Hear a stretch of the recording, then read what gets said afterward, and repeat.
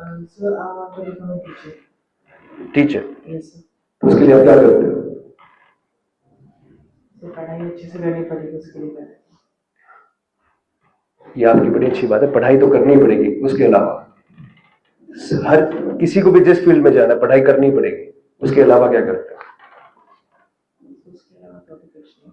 उसके लिए आप अपने बेस्ट टीचर ढूंढो कौन है, उनको फॉलो करो, उनको देखो, उनकी अच्छी चीजें देखो क्या है, उनसे सीखो। ये चीजें होती है। ये नहीं कि हम पढ़ाई से सारे काम कर लेंगे। उसके अलावा वो ये पढ़ाई तो हमारी हम पर होनी है, उसके अलावा जो हमें उस तक जल्दी पहुंचाएगा। आप पढ़ाई कर लोगे लेकिन आपके अंदर वैली किड्स नहीं है, फिर आप टीचर बनने का कोई फायदा नहीं, आपको कोई पसंद ही नहीं करेगा।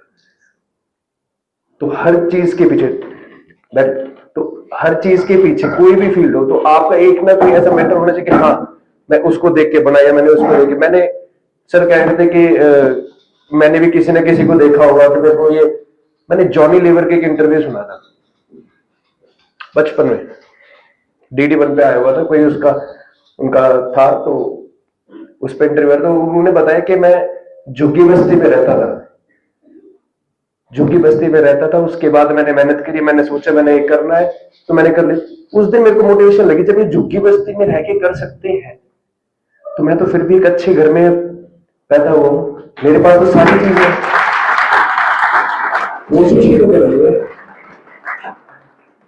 बहुत बड़ी बात है झुग्गी बस्ती से निकल के उस लेवल पे आना। तो उस दिन मेरे को मोटिवेशन लगा क्योंकि मेरे को पता ही नहीं था कि मेरे को इस इंडस्ट्री में जाना कैसे है और तू जा कैसे पाएगा। क्योंकि मेरे दिमाग में था कि भाई इसमें तो अमिताभ बच्चन जी के लड़के आएंगे, भाई उसी इंडस्ट्री के ही जो रिलेटेड है, जो उनसे कनेक्टेड है वही लोग आ सकते हैं, हमारे जैसा कोई कैसे जाएगा। लेकिन उस दिन मेरे को ये पता लगा कि हाँ बाहर के लोग जा सकते हैं, गरीब आदमी भी जा सकता है। तो उस दिन मैंने सोच लिया कि हाँ अपने पास सारी चीजें, बस कोशिश करनी है, मेहनत करनी है। जब सर आपने पहली बार आपको म्यूजिक में इंटरेस्ट आया था तो आपने किसी ना किसी को तो बताया ही होगा आपने कि आपको मुझे म्यूजिक बहुत अच्छी तरह से आता है, चाहे वो आपके पेरेंट्स हो या फिर आपके दोस्त हो, तो उनमें से सबसे पहले सपोर्ट आपको किसने किया था? सबसे पहले तो गुड मॉर्निंग के साथ जय श्री राम। जय श्री राम। भूलो मत, ये आदत डालनी पड़ेगी और एक दूसरे को बोल बोल के। मैं पहले सर मैं गाली, मैं आपके क्वेश्चन का जवाब दूंगा। मैं पहले बचपन में गालियां बहुत देते थे, गांव में रहते तो ऑफकोर्स गालियां देते ही थे। अब घर पे इस बात पे तो लट टिके। तो हमने दोस्तों ने बनाया कि हमने ऐसे गालियां देंगे तो आपस में मुक्के मारेंगे, जिसने गाली दी उसको मुक्के मारने। तो गाली आने से पहले मुक्का याद आता था। तो आप लोगों को भी ऐसी कोई ट्रिक निकालनी पड़ेगी। गुड मॉर्निंग से पहले जय श्री राम कैसे बोलना है वो ट्रिक किया, नहीं तो दूसरे का मुक्का है या आप उसको पिंच करें, वो आप लोगों को डिसाइड करना। दूसरा आपने जो क्वेश्चन पूछे, सबसे पहले मेरे को ये स्कूल में पता लग गया था कि हाँ मेरे को इस इंडस्ट्री में शाहरुख खान को बहुत देखता था, तो उनके गाने बहुत सुनता था। तो हमारे स्कूल में टीचर होते थे अन्नू जी, तो उनसे मैंने रिक्वेस्ट की कि मैम मेरे को ना ये प्ले करना है, मेरे को ये डांस में इसमें पार्टिसिपेट करना है। तो उन्होंने कहा ठीक है भाई कर ले। तो उस दिन मेरा वो कॉन्फिडेंस और ज्यादा हो गया जब मैंने वो परफॉर्म किया स्टेज पे, स्कूल के बच्चों के सामने, उनके पेरेंट्स के सामने।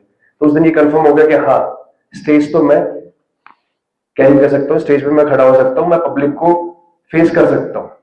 उसके बाद हिम्मत करी घर बताने की कि मेरे को डांस क्लासेस चाहिए, क्योंकि स्कूल में नहीं होते थे उस टाइम। स्कूल में क्लासेस होते थे सिर्फ एनुअल फंक्शंस के पास, और उसके अलावा कोई क्लासेस नहीं। तो मैंने घर पे कहा मेरे को डांस क्लासेस करनी है। तो सबसे पहले मेरे फादर का ये था कि नचने के काम करना, कोई डांस क्लास नहीं, पढ़ाई पे ध्यान दें। क्योंकि उस टाइम पे इसका कोई यही नहीं था, कोई इसका फ्यूचर ही नहीं था। क्योंकि उनको पता है कि ये काम बॉलीवुड इंडस्ट्री कर रही है, जिनके पहले से करते हैं, उनको भी ये नहीं पता था कि कोई भी कर सकता है। उनको ये था कि मेरे बच्चे का फ्यूचर खराब हो जाएगा, ये डांस वांस करता रहेगा, तू पढ़ ले या बिजनेस कर ले। तो मैंने उनको फिर कॉन्फिडेंस दिया कि मैं कर सकता हूं, करेंगे कैसे ना कैसे। तो सबसे पहले घर पे टीचर को बताया, फिर घर पे बताया, फिर मेरी मदर ने मेरे को फुल सपोर्ट किया हर तरीके से। तो उसके बाद फिर आज आपके सामने। अस्सलाम वालेकुम सर। अस्सलाम वालेकुम। सर मेरा क्वेश्चन ये है, जैसे कि आपने कहा कि सबके टाइम आता है कि जब वो बंदा डिप्रेशन में जाता है और आपके समय भी में होता होगा कि आप कभी कभी डिप्रेशन में चले, तो आपको सबसे ज्यादा कौन ऐसा है कि जो डिप्रेशन के टाइम में आपको मदद करता है, या फिर ऐसा क्या आप करते हैं जब आपको वो चीज मदद करती है? डिप्रेशन क्या होता है कि जब कोई काम नहीं हो रहा, आप कुछ करना चाह रहे हो नहीं रहा, परेशान हो गए, वो डिप्रेशन है। आप लगे पड़े हो किसी काम, आप पढ़ाई के पीछे लग रहे हो, आपको याद नहीं हो रहा, ऐसे ही यही होता ना कि परेशान हो गए, आप फेल हो गए, तो उसके बाद आप डिप्रेस हो गए, यार सब कुछ तो कर लिया, अब हो नहीं रहा। अब उसके आसपास पॉजिटिव चीजें ढूंढनी होती है। जैसे मेरा है, मैं तो कुछ भी अगर मेरा कुछ खराब हो रहा है तो थोड़ा सा अच्छा सा टाइम निकाला, अच्छे लोगों में, घर वालों के साथ कहीं बाहर चले गए, वृंदावन चले गए, कहीं अच्छी और जगह चले गए, घूमने चले गए, वर्कआउट कर लो। आपका जो दिमाग है, जितने आप शरीर को हिलाओगे, जितना वर्कआउट करोगे, उतना फोकस्ड होगा और सॉल्यूशंस निकलेंगे। डिप्रेस्ड होना के ये काम नहीं हो रहा, से डिप्रेस हो गया, इसका सॉल्यूशन ही तो ढूंढना है, वो डिप्रेशन खत्म हो जाएगा। डिप्रेशन क्या है? डिप्रेशन ये है कि काम नहीं हो रहा, पैसे खत्म हो गए, पैसे कमा रहे हैं लेकिन उतरे आ नहीं रहे, नुकसान हो रहे हैं, तो उन चीजों से बचना है। डिप्रेशन कोई और कोई दवाई नहीं है, नहीं इसके पास ये डॉक्टर लेके बैठे हैं ना, इनके पास ये कोई दवाई नहीं, इससे आपको कुछ नहीं होना, ये आपको खुद ही ठीक करना है। ये डिप्रेशन वर्ड अब आ गया, हमारे टाइम में हमने जिंदगी में नहीं सुना डिप्रेशन क्या होता है। आपने सुना सर? अभी अभी ये डिप्रेशन वर्ड अभी आया, एंजाइटी, डिप्रेशन अभी है ये, आपने इसको खामोखा पकड़ लिया, डिप्रेशन है ही नहीं, कुछ नहीं होता। ये डिप्रेशन एंजाइटी नए वर्ड्स अभी अभी आए, जैसे अभी हेलोवीन आ गया, ऐसे डिप्रेशन भी आ गया। ये नई नई चीजें खामोखा आ रही है, इनको आप इग्नोर करो। क्या होता है? हमारे काम नहीं हो रहा, परेशान हो रहे, यही है बस, और कुछ नहीं है। उसका सॉल्यूशन निकालो, अच्छी अच्छी चीजें करो। पढ़ाई से मन भर गया, थोड़ा सा घूम ले, मामा के हो गया, है ना, अपने मस्जिद में जाके बैठ, बढ़िया, वहां पे जो शाम को कवालियां होती है वो सुन, अच्छी अच्छी चीजें सुन। उन लोगों को देख जो अच्छा कर रहे हैं, जिन्होंने जिंदगी में उनके प्रॉब्लम आए, उनके सॉल्यूशन कैसे, सॉल्यूशन ढूंढ भाई, वही है। डिप्रेशन डिप्रेशन कुछ नहीं होता, ये सब वर्ड है, डॉक्टर को नया एक दवाई देने का जरिया मिल गया, और कुछ नहीं है। यूट्यूबर्स है वो मेनली अभी जो अपना सक्सेस होने के बाद बिग बॉस जाते हैं, तो आपका भी आगे प्लान है कि आप भी बिग बॉस में जाए आगे, जैसे कि एल्विस सर है वो भी बाइकाट गए थे और फिर विनर बने। आपके दोस्त अच्छी खासी, आप वो 32 कोड़े वाले जो सॉन्ग आया था उसमें वो भी थे, तो आपका भी प्लान है कि आप भी बिग बॉस में जाए आगे? मैं हकीकत बताऊं, मैं जरूर जाता, लेकिन वहां का मैं लोगों के हालात देख के नहीं जाना चाहता, क्योंकि हम जाएंगे तो फिर सीधा जेल से वापस आएंगे। हम नहीं सुन सकते, इतना इतना हमारे अंदर नहीं है पेशेंस की किसी की बातें सुने। तो बिग बॉस एल्विश गया, बहुत अच्छा खेल गया है, और जो लोग जा रहे हैं वो वहां जा सकते हैं, वो झेल सकते हैं, वो उल्टा बोल सकते हैं, उल्टा सुन सकते हैं। हम बोल तो सकते, सुन नहीं सकते, तो वो जगह हमारे लिए नहीं बनी। तो हम तो यहीं रहेंगे आप लोगों के बीच। कुछ नया रियलिटी शो आएगा, खतरों का खिलाड़ी आएगा, सबसे पहले जाऊंगा।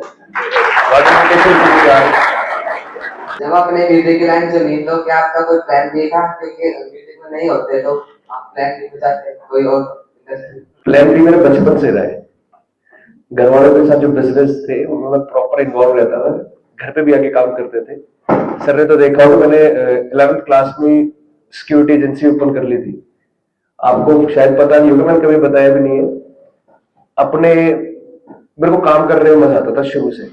तो एक टाइम पे यहाँ पे बहुत सारे बाहर के लोग आ गए थे, तो मेरे को पता लगा एसटीडी में बड़ा अच्छा काम होता है, इसमें बड़े पैसे आते हैं। तो मैं स्कूल जाता था, तो मेरा एक दोस्त था जो यहीं पे रहता था, उसकी पढ़ाई पूरी हो चुकी थी, वो कुछ कर नहीं रहा था। तो मैं ऐसा है, मैं एसटीडी का सेटअप लगाता हूँ, तू चला और 50-50 करेंगे। तो यू कांट इमेजिन कि मैं क्लास 11th के अंदर भी उस टाइम में 10-20 हजार रुपये वैसे ही कमा लेता था, क्योंकि आइडिया था मेरे पास। और जब आपके पास आइडिया तब कुछ भी कर सकते हो। अब कहने का एसटीडी बड़ा छोटा काम है, जब उसमें घुसे तो पता लगा नहीं, तो बहुत बड़ी। क्यों? क्योंकि उस टाइम पे फोन नहीं थे, और जितने लोग थे सब एसटीडी पे लाइनें लगी रहती थी। हमने क्या किया, सब क्या कर रहे हैं, सबके पास एसटीडी है। ये जो परचून की दुकान के पास है, रोड पे खड़े बात कर रहे हैं, आवाज इनके लिए बेटर क्या किया जाए। तो आप कभी आते हो तो ये मेरे दादाजी की मूर्ति लगी हुई है, कभी देखा नीचे एक जगह थी, तो वो इनको ना बात करने के लिए अच्छी जगह देते हैं। मैंने उसमें आके शीशे लगवाए, प्रॉपर बंद बूथ बनवाया, और कभी यहाँ आराम से बैठ के बात करें, 4 कुर्सियां डलवाई, एक अच्छा स्टूडियो बूथ बनाया। तो क्या था कि अगर वहां पे बात करें तो घर अच्छे से बात हो जाएगी, क्योंकि उनके पास में लिमिटेड ही मिनट्स होते थे, थोड़े पैसे होते थे, 5-10 रुपए में उनको सारी बात करनी होती थी। अब वो एक तो रोड पे खड़े होके कर रहे थे, जहां पे गाड़ियों का शोर, दुकान पे सामान ले उनका शोर। हमारा आइडिया ये था कि उनको एक अच्छी जगह देंगे तो सारा इधर डाइवर्ट हो गया। तो मैं उस टाइम से बिजनेस कर रहा था। सर मेरा ये क्वेश्चन है कि आपने अपनी संगीत की शिक्षा कहाँ से ली है? बहुत जगह से लिए।